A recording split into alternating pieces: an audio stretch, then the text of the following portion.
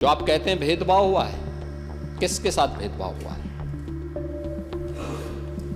वहां न जाति का भेद है, न क्षेत्र का भेद है, न मत और मजहब का भेद है।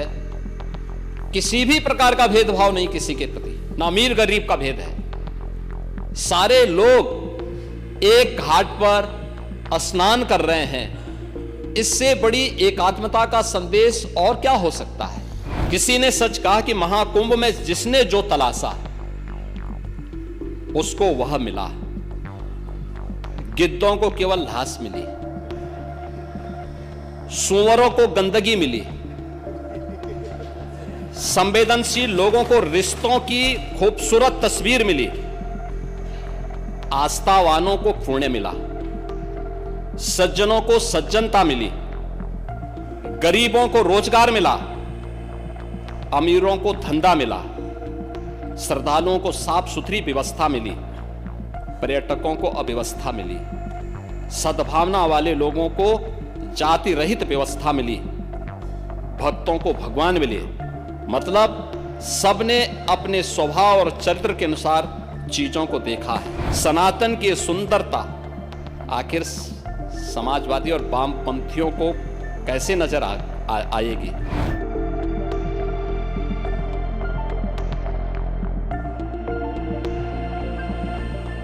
और ये हमारे लिए तो गौरव का विषय होना चाहिए कि गत वर्ष अयोध्या में श्री राम जन्मभूमि में प्राण प्रतिष्ठा का भव्य आयोजन हुआ, उसको भी दुनिया ने देखा। पूरी दुनिया अयोध्या के प्रति लालायित थी।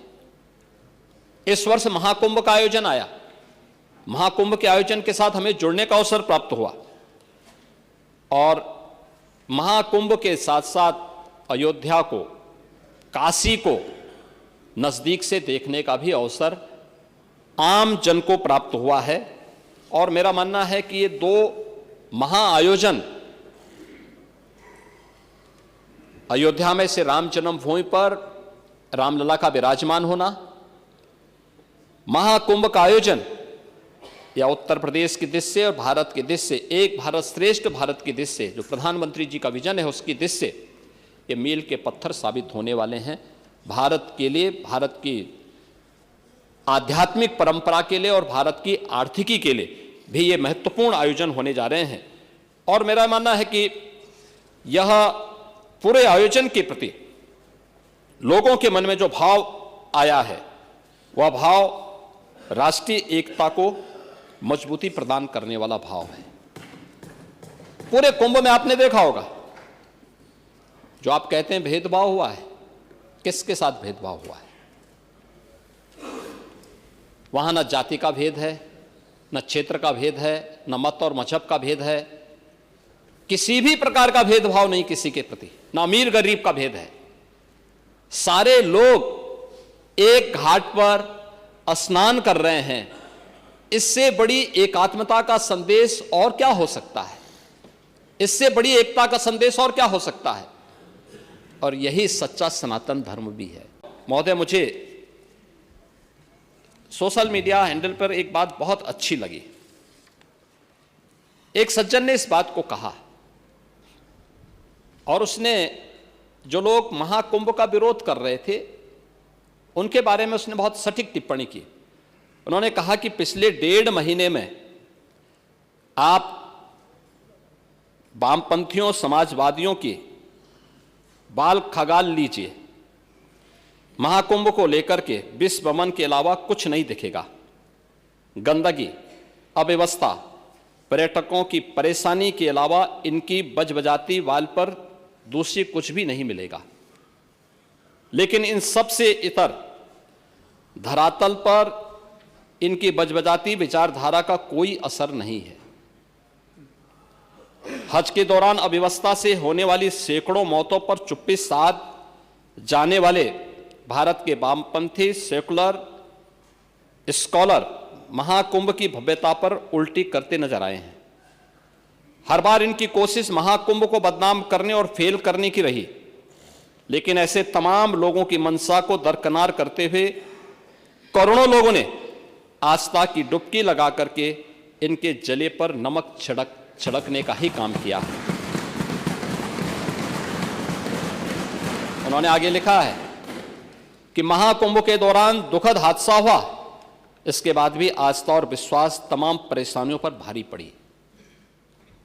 तीर्थयात्री समस्त परेशानियों और मुश्किलों का पहाड़ चढ़कर भी प्रयागराज महाकुंभ पहुंचे, वहां से स्नान कर खुशी खुशी वापस लौटे।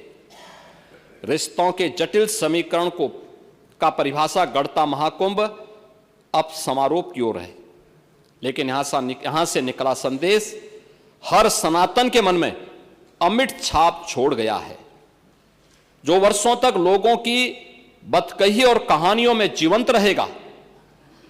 हर तरफ अपनी मां और बुजुर्गों को महाकुंभ में अनाथ छोड़ देने वाले बेटे रहे हों, तो दूसरी तरफ अपनी सास को पीठ पर उठाकर कुंभ स्नान कराने वाली बहू भी रही है। लेकिन सनातन विरोधियों को नजर केवल गंदगी पर पड़ी। मैं अध्यक्ष महोदय वह चित्र लेके आया हूं। ये देखिए, एक बहू है, अपनी सास को पीठ पर लाद करके जा रही है महाकुंभ स्नान करने के लिए।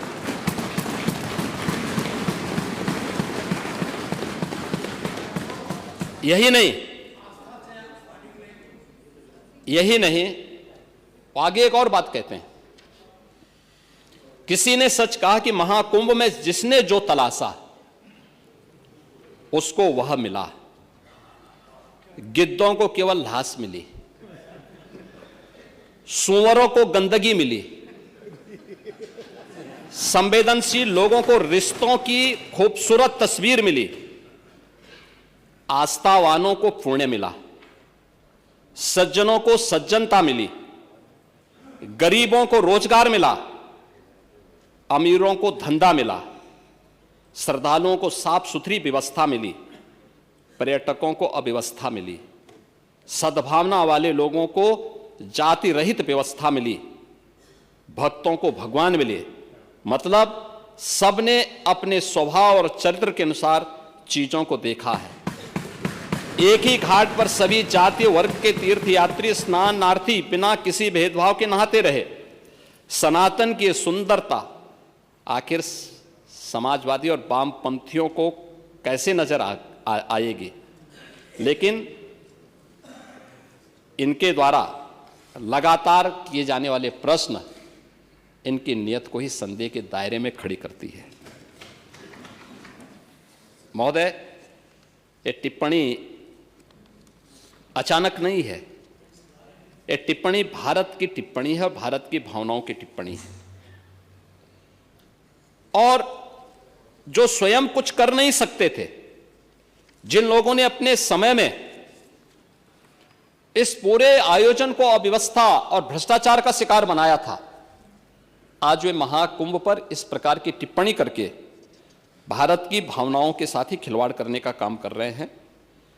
और मैं तो केवल इस बारे में एक बात कहना चाहूंगा कि महाकुंभ ने पूरी दुनिया को भारत की सनातन एकता का संदेश देकर के एक भारत श्रेष्ठ भारत के प्रधानमंत्री मोदी जी के विजन को ही चरितार्थ करके दिखा दिया है कि विश्वास है तो पूरा भारत अपना सहयोग देने के लिए उतनी ही तत्परता के साथ खड़ा है जो महाकुंभ में दर्शन होता हुआ दिखाई दे रहा है। आपके समय में उत्तर प्रदेश क्यों पिछड़ा था और आज उत्तर प्रदेश उतनी तेजी के साथ आगे बढ़ रहा है? उसका कोई कारण तो होगा। और उसमें मैं आपसे केवल एक बात कहना चाहूंगा कि समस्या के बारे में सोचने से, एक चिंतक ने बहुत अच्छी बात कही कि समस्या के बारे में सोचने पर बहाने मिलते हैं, समाधान के बारे में सोचने पर रास्ते मिलते हैं। जिंदगी आसान नहीं है, बस खुद को मजबूत बनाना पड़ता है। उत्तम समय कभी नहीं आता, समय को उत्तम बनाना पड़ता है। और डबल इंजन की सरकार ने समय को उत्तम बनाया है।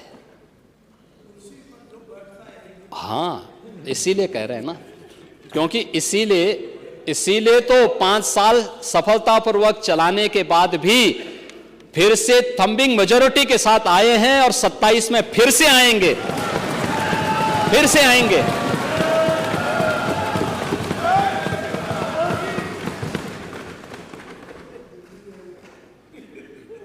और इसीलिए मैं आप सबसे कहना चाहूंगा कि कुंभ के बारे में आपकी जैसी दृष्टि थी वैसी सृष्टि नजर आई। हम लोग तो कुंभ के संदेश को एकता के संदेश के रूप में देखते हैं, और महाकुंभ ने साबित किया है जो भारतीय ऋषि की दिश थी कि एकम सद विप्रा बहुधा वदन्ति। यह यानी सत्य एक है, देखने की दृष्टि भले ही लोगों की अलग अलग हो सकती है, और सत्य वह ये कि सनातन धर्म शाश्वत है और शाश्वत रहेगा। एकता का वह संदेश महाकुंभ ने दे दिया है। मैं फिर से आपसे कहूंगा कि आपका विघटन करना, तोड़ना, ये सभी षड्यंत्र बेनकाब साबित हुए हैं, आगे भी होंगे। लेकिन मैं आपसे एक बात का अनुरोध जरूर करूंगा, कुंभ के संदेश से कुछ तो सीखें, कुछ तो सीखें। और एक ही संदेश है कि साथ साथ चलने से ही विकास होगा, साथ साथ चलने से ही विकास होने वाला है। और ये कुंभ का सबसे बड़ा संदेश है, और उस संदेश को अगर हम अंगीकार कर सकेंगे तो बहुत कुछ कह पाएंगे, बहुत कुछ कर पाएंगे।